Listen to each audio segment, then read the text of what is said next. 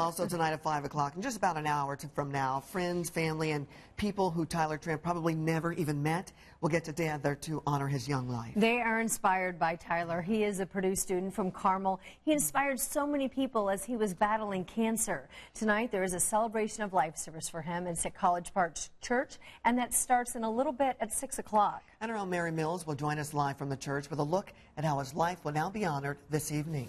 Mary? Andrea, people here actually began lining up in the last half hour or so and were just allowed inside the main chapel. The church is prepared to accommodate up to 2,500 people. As the program indicates, this is truly a celebration of life with memories from family and friends, messages from Tyler's pastors, and even a video testimony from Tyler himself.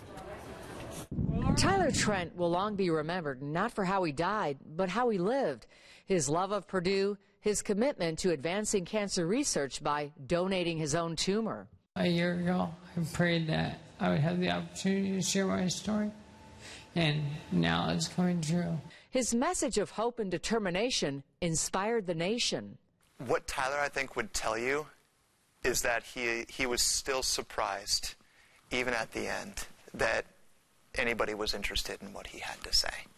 He was gracious and humble and kind throughout it all. Joe Whitmer was Tyler's pastor for 8 years. He says while Tyler wasn't searching for the spotlight, he had two messages to share.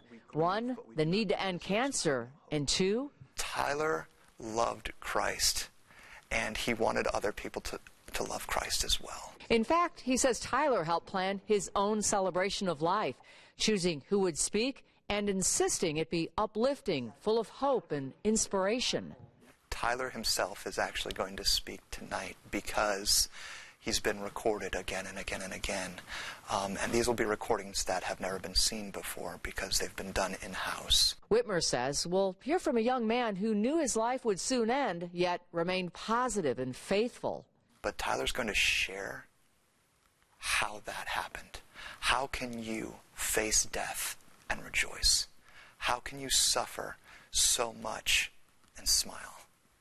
And Tyler's going to give an answer to that. He says despite his short life, Tyler lived to make a difference, to inspire others.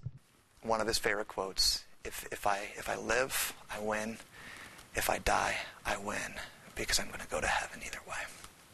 And so he knew what was coming next. So he didn't have to fear death, and he could do all that he could to make this life matter.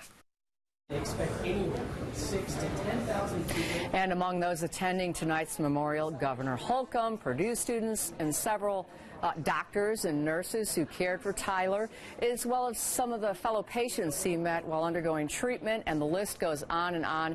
And this is certainly one young man who touched many, many lives.